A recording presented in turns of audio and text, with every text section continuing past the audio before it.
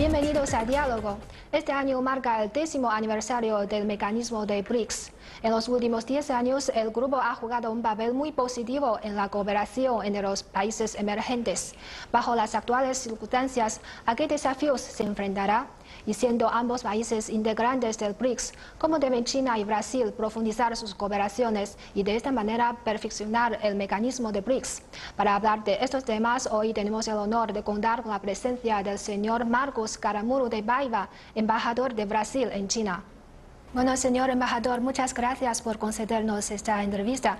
Sabemos que en septiembre se celebra en China la 9ª cumbre del BRICS y me gustaría saber cuáles son sus expectativas sobre esta cumbre y qué sugerencias presentará el gobierno brasileño en esta reunión.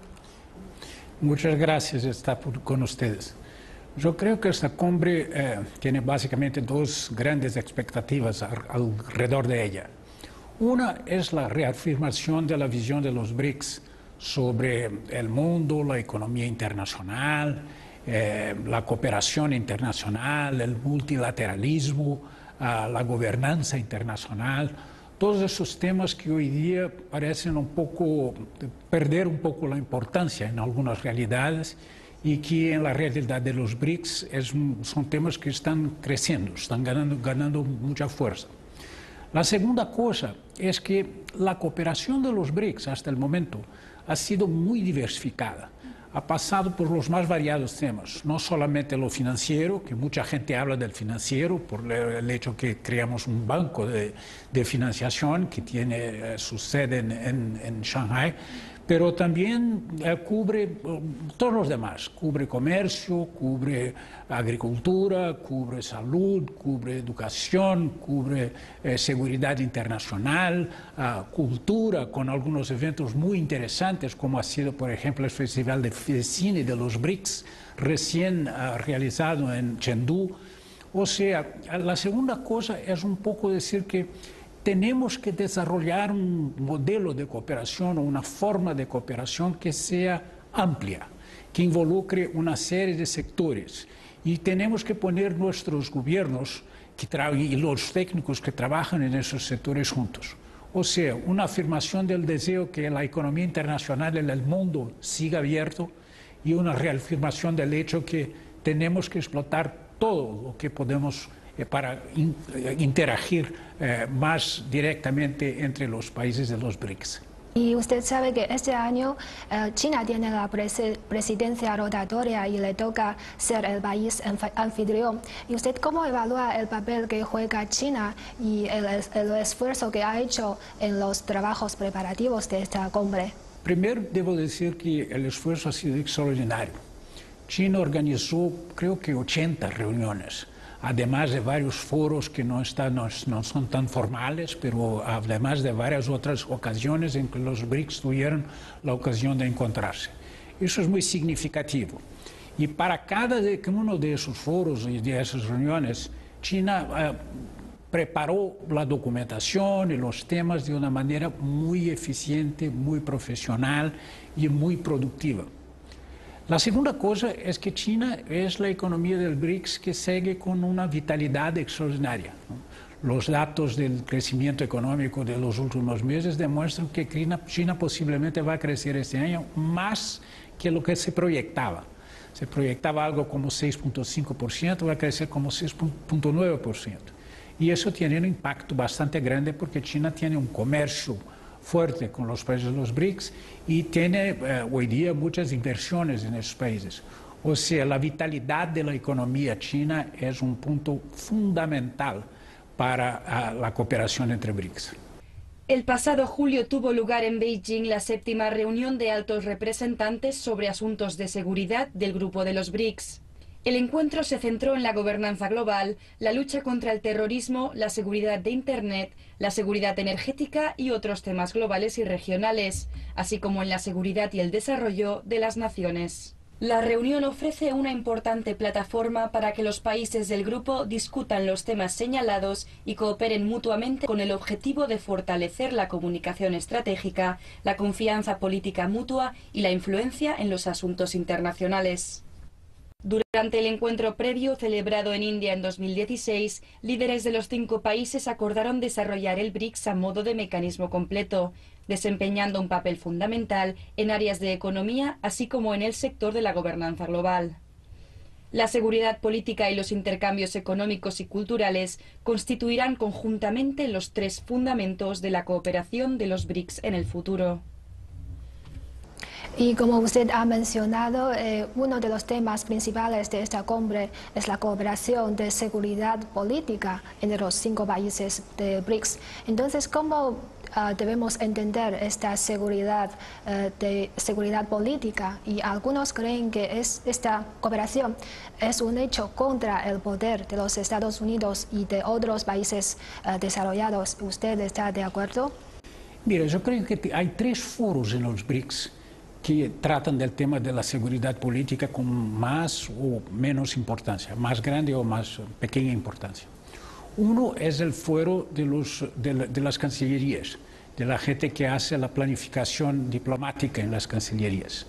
El segundo es el foro de los órganos de seguridad y de información. Y el tercero, la reunión de los cancilleres. Esos 3 foros fueron foros muy importantes ese año. Y no solamente pasaron en revista los temas de la vida internacional, los grandes problemas internacionales, las amenazas a la paz internacional, pero también trataron de temas como la seguridad cibernética, por ejemplo, el combate al terrorismo, que son temas bastante relevantes hoy día y que ofrecen mucha posibilidad de cooperación y de diálogo entre los países. O sea, eso es un punto importante. Yo no creo que el propósito de los BRICS sea contestar una orden internacional que exista o que sea se posicionar en contra de este o aquel país. Yo creo que el mensaje de los BRICS es el mensaje que la cooperación es lo más importante. La negociación prevalece sobre cualquier otra forma de interacción para la solución de los problemas internacionales. Y tercero, una visión pragmática. Tenemos que ampliar comercio, inversiones y tenemos que trabajar por una economía internacional y una realidad internacional bastante abierta. Bueno, el hecho que hay países hoy día que creen que la solución es cerrarse más y devaluar más el multilateralismo o los acuerdos que ya se alcanzaron en la esfera multilateral, nos ofrece la oportunidad de traer ese mensaje, ¿no? No hay opción otra sino la cooperación internacional, más comercio, más inversiones, más globalización, más interacción entre los países. Sí, vamos a mostrarles que la cooperación es lo más esencial en el mundo actual. Y vamos a mostrarles no solamente con palabras, no solamente con las posiciones que tenemos, pero con la realidad de lo que se pasa en los BRICS. Vea el comercio entre Brasil y China, por ejemplo. Es un comercio que en los primeros 7 meses de este año, nuestras exportaciones a todo el mundo ampliaronse de 18%. A China ampliaronse 33%. Nuestras importaciones ampliaronse 7%. A China 12%. Aumentó 12% las importaciones. ¿Qué quiere decir eso? Quiere decir que Brasil, que es una economía que viene de un periodo de recesión bastante grande y que este año posiblemente va a volver a crecer, ciertamente va a volver a crecer y va a crecer más el año próximo, ofrece una oportunidad a China que otros países no están aprovechando de la misma. O sea, cuando volvemos a crecer, las oportunidades que existen para exportaciones chinas a Brasil se demuestran más vivas, más energéticas que las que existen para otros países. Esa es una visión muy pragmática de la cooperación entre los BRICS. O sea, no es solamente lo que hacemos en conjunto como una voz en favor de más abertura y más multilateralismo y más globalización, pero es la realidad. Es que está pasando entre nosotros una ampliación de la cooperación y de los flujos de comercio e inversión que es muy interesante. Sí, en los últimos años Brasil se ha convertido en miembro del nuevo Banco de Desarrollo y el Banco Asiático de Inversión en Infraestructuras de BRICS. ¿Y cómo usted evalúa la función que tienen estas nuevas instituciones financieras para promover la cooperación entre los países emergentes? El papel de estos nuevos bancos debe ser comparado un poco al papel que tuvieron los bancos de desarrollo en el pasado, el Banco Mundial, los bancos regionales. Todavía tienen un papel y tienen un papel importante. Pero hace mucho dejaron de financiar infraestructura de una manera definitiva. Financian, pero con mucho menos importancia en su cartelera de proyectos. Y lo que estos nuevos bancos, tanto el Banco Asiático cuanto el New Development, MEC, el Banco de los BRICS, demuestra es que tenemos que financiar el crecimiento, tenemos que financiar la creación de las bases del crecimiento, que es la infraestructura. Esto es un mensaje bastante significativo, porque si no hay crecimiento, no hay reducción de pobreza. Si no hay crecimiento, no hay cómo mejorar las condiciones de vida de la población. Y yo creo que esta visión muy pragmática de tener bancos que sean focados, que tengan su atención para un tema central que es el desarrollo de la infraestructura, y es una lección que tomamos de China de larga manera, porque China es el país que más desarrolló infraestructura en el mundo en los últimos 10 o 15 años. Esta visión es una visión que vino para quedarse y que va a tener un impacto sobre los países. Es claro que el NDB está empezando, el Asian Infrastructure Bank también está empezando, o sea, nosotros estamos viendo el inicio de un proceso que será bastante más largo, pero la idea central, que es, no hay cómo mejorar la situación de los países sin invertir en infraestructura y en crecimiento, es una idea que tiene que ser valorizada. Bien, y otro tema importante de esta cumbre es ampliar la asociación. Entonces, para usted, ¿cómo debemos intensificar la cooperación e intercambio entre los países, entre los países de BRICS y otros países? Yo creo que con dos cosas básicamente. Uno, demostrando lo que ya se ve, que los resultados que hemos alcanzado entre nosotros en términos de comercio e inversión son resultados positivos. Dos, lo que mencioné anteriormente, ampliando un poco la cooperación entre nosotros y siempre teniendo las puertas abiertas. A cada reunión de los BRICS son invitados varios países que no son necesariamente del grupo, pero que vienen a las reuniones. En esa también China va a invitar a algunos países. Eso es lo más importante. Empezamos a hacer conexiones con países variados que se acercan de nosotros, porque uno, ve mérito en lo que estamos haciendo. Dos, quieren participar de alguna manera de la integración entre los BRICS. No podemos negar que cada uno de los países de BRICS ahora tiene sus problemas económicos, tanto en el exterior como en el interior. Entonces, para usted, ¿cómo debemos mantener la vitalidad del BRICS y cómo debemos intensificar esta cooperación? Yo creo que el primer punto es mantener la casa en orden y aceptar el hecho que nuestras economías tienen que hacer reformas y tener el coraje de implementar esas reformas, de llevar esas reformas adelante. En el caso de Brasil, por ejemplo, estamos muy focados en eso. Acabamos de aprobar una reforma de las leyes de trabajo, que son bastante importantes. Discutimos reformas que son muy sencillas, como seguridad social, por ejemplo, que es un tema que tiene un impacto directo sobre la vida de los individuos, la vida de los ciudadanos, pero estamos convencidos de que no hay otra solución. Y la otra solución es tener políticas fiscales que tengan credibilidad, que tengan lógica, y políticas monetarias que estén compatibles con la inflación baja. O sea, la primera cosa es mantener la casa en orden, y es la manera más sencilla de integrarse a la economía internacional. La segunda cosa es abrir las economías, abrir a inversiones, abrir al comercio.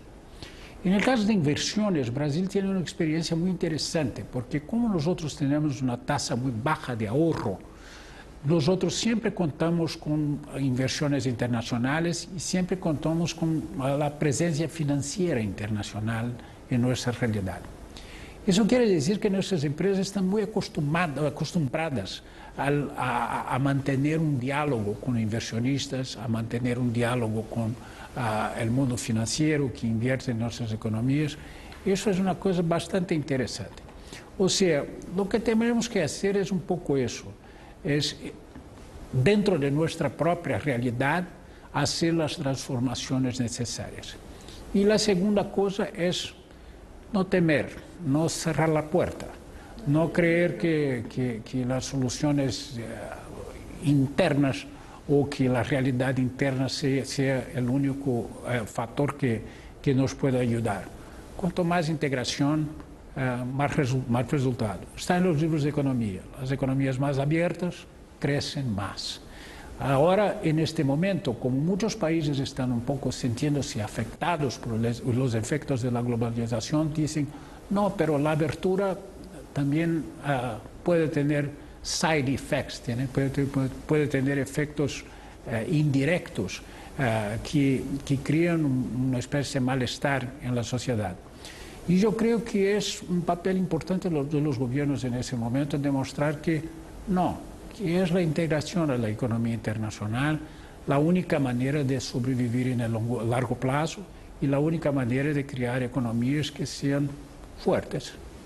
Y el mecanismo de BRICS está a punto de empezar su segunda década. Y para usted, ¿cómo debemos mejorar el mecanismo y cómo debemos profundizar esta cooperación? ¿Y qué expectativas tiene usted sobre el futuro del BRICS? Eso es muy interesante porque si tomas el hecho que tenemos una década, 10 años, es decir, que empezamos en 2008. Cuando la economía internacional pasó por una crisis sin precedentes, no se conocía eso. Y solamente ahora uno empieza a ver algunas de las economías maduradas recuperando el crecimiento. Estados Unidos un poco más, Europa un poco menos, y nosotros supimos construir en este periodo las bases de una cooperación mucho más relevante.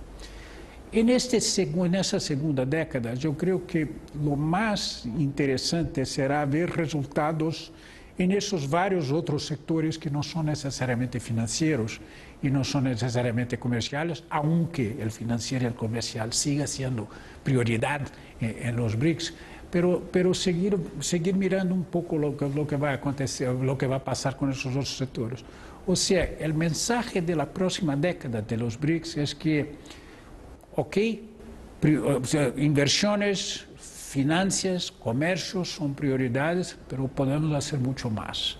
Y estamos ya mucho más integrados que estábamos antes en esos sectores. Y eso tiene un impacto que tal vez no sea tan visible como el impacto del comercio y de las inversiones, que son las estadísticas demuestran muy claramente lo que se obtiene, pero va a tener un impacto sustancial.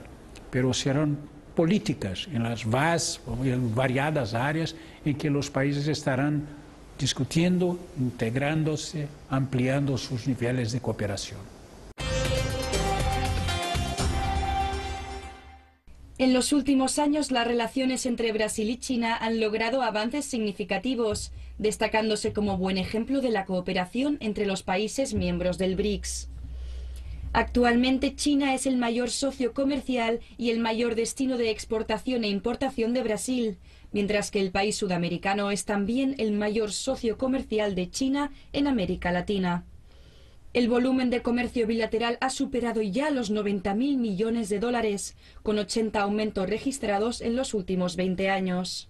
Por otro lado, las inversiones chinas en Brasil están aumentando y diversificándose a un ritmo muy acelerado. En el primer semestre de 2017, la inversión de China en Brasil alcanzó los 6,176 millones de dólares, cubriendo las áreas de electricidad, infraestructura, electrodomésticos, finanzas, minería, siderúrgica, telecomunicaciones, automatización y agricultura. Además, en mayo de este año, los dos países lanzaron oficialmente el Fondo China-Brasil de Cooperación para Expansión de la Capacidad Productiva, con recursos iniciales por valor de 20.000 millones de dólares, 15.000 millones de los cuales proceden del lado chino y 5.000 millones del lado brasileño, cuyo objetivo es financiar los proyectos en este país latinoamericano. El fondo recibirá propuestas de proyectos que podrán ser enviadas tanto a China como a Brasil o a un tercer país, con la condición de que se trate de inversiones en Brasil en las áreas de infraestructura, manufactura, agronegocios y tecnología. Para usted, ¿en qué áreas debemos profundizar la cooperación sino-brasileña? Bueno, yo ya acabo de mencionar el punto del comercio, ¿verdad? O sea, el hecho que tuvimos una recesión, estamos saliendo de la recesión y la demostración que cuando salimos de la recesión, China tiene una participación en el comercio internacional de Brasil más amplia que los demás países.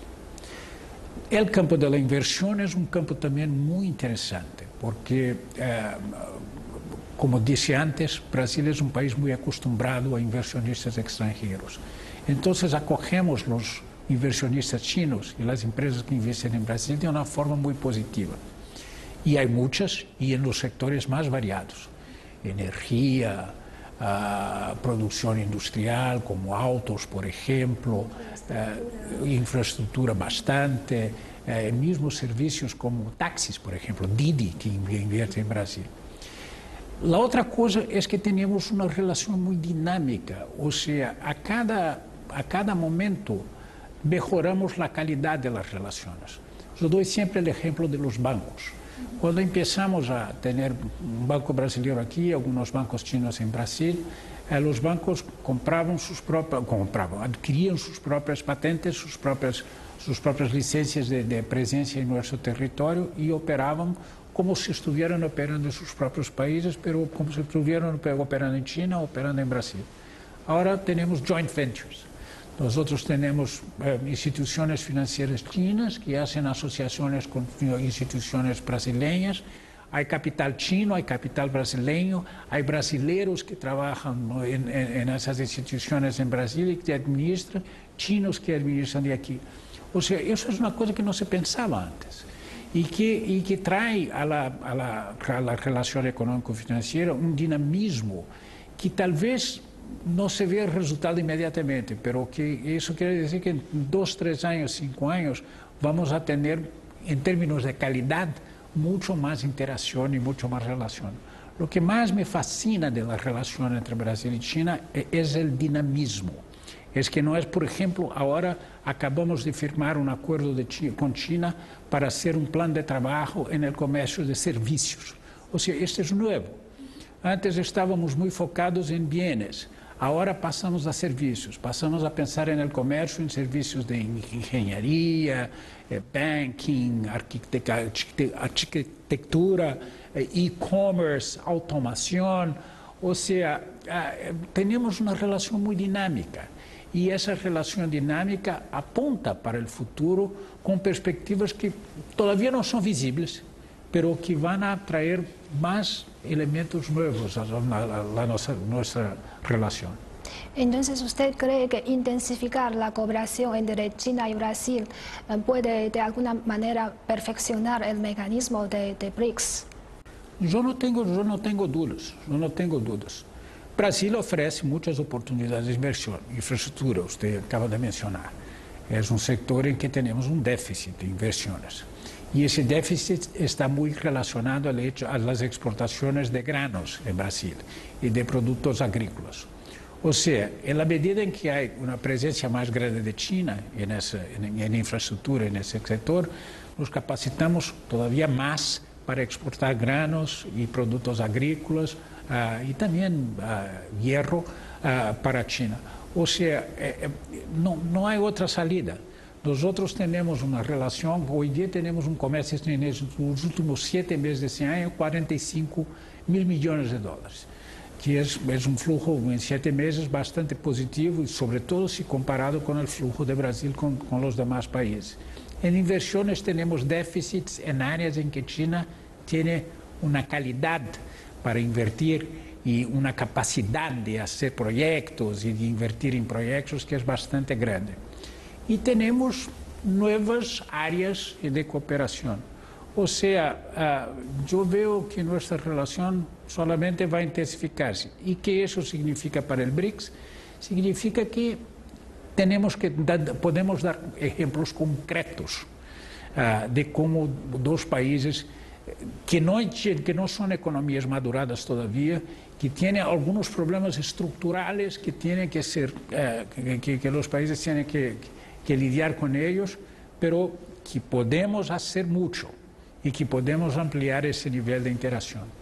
Lo que me parece más interesante en los BRICS es este hecho que tenemos algunos temas en que no llegamos al nivel de madurez de muchas otras economías y que estamos buscando aumentar la capacidad de hacer, de lidiar con esos temas en nuestras realidades, y tenemos que interagir entre nosotros, porque es de la experiencia común que las cosas se pasan. Hace algunas semanas yo estuve representando al ministro de Educación aquí en una reunión de BRICS.